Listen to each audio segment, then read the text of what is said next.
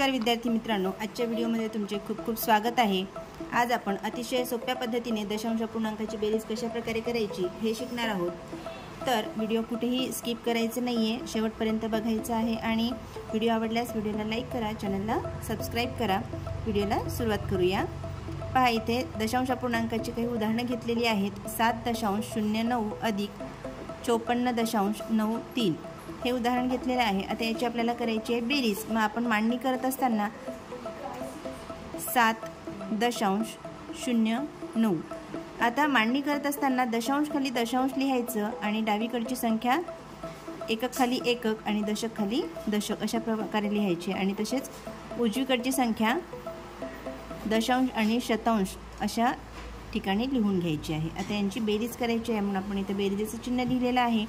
9 आणि 3 किती होतात 12, 12ला 2, हातच्याला 1, 1 आणि 9 किती होतात 10, 10ला 0, हातचा 1, 7 आणि 4 होतात 11, 11 आणि 1 12, 12ला 2, हातचाला 1, 5 आणि 1 6 आणि दशांशच्या ठिकाणी दशांश दिला। दशांश इथे 2 अंक सोडून दिलेला आहे, त्यामुळे दशांश 2 अंक सोडून इथे दिलेला आहे।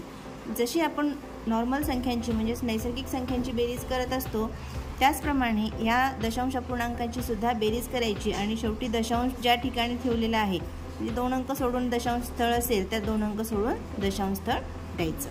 त्यानंतर पुढचं उदाहरण पाहूया आपण। 45.83 आणि 167.4 आहे। दशांशच्या खाली दशांश मांडणी केली, दशांशच्या नंतर जो अंक आहे पुढचा लगेचच तो लिहून घेतला आणि डावीकडची संख्या सुद्धा क्रमाने लिहून घेतली। इथे 167 अशा प्रकारे लिहून घेतली। आता यांची बेरीज करायची आहे। इथे दशांश नंतर इथे एकच अंक आहे खालच्या संख्येमध्ये, मग आपण हे 2 करून घेण्यासाठी इथं आपण 0 वाढवलं। 0 वाढवल्यानंतर याच्या किमतीमध्ये कुठलाही बदल होत नाही। आता आपण याची बेरीज करून घेतली। 3 आणि 0 3, 8 आणि 4 12, 12ला 2, हातचा 1, 7 आणि 5 12 होतात, 12 आणि 1 13 म्हणून इथे 13ला 3, हातचा 1, 6 आणि 4 10, 10 आणि 1 11 होतात, 11शी 1 लिहिला आपण इथं आणि हातचा परत दिला कारण इथे बाजूला 1 आहे। मग या 1 मध्ये हा 1 मिळवला तर 1 आणि 1 2 झाले। आपलं उत्तर काय आलेलं आहे 21,323। आता दशांश स्थळ दिलेलं आहे, इथे 2 अंक सोडून दशांश स्थळ दिलेलं आहे म्हणून आपण उजवीकडून 2 अंक सोडायचे। 1 2 अंक सोडले आणि दशांश स्थळ दिलं।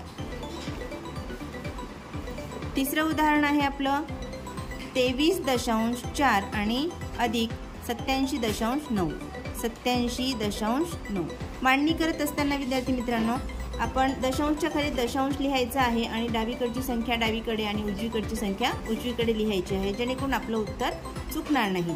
आता बेरीज करून घेऊया। 4 अधिक 9 13 होतात, 13ला 3, हातचा 1, 7 आणि 3 10, 10 आणि 1 11 होतात, 11ला 1, हातचा 1, 8 आणि 2 10, 10 आणि 1 11 म्हणजे इथं आपण 11ला 11 लिहिले का, कारण शेवटी कोणताही अंक नाही।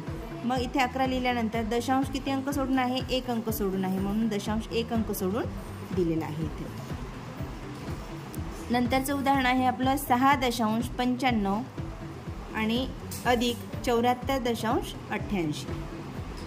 मग इथे दशांश खाली दशांश लिहिला आणि 88ला 88 लिहिले आणि डाव्या बाजूमध्ये 74 लिहायचे आपल्याला। एकक खाली एकक आणि दशक खाली दशक अशी मांडणी करून घ्यायची।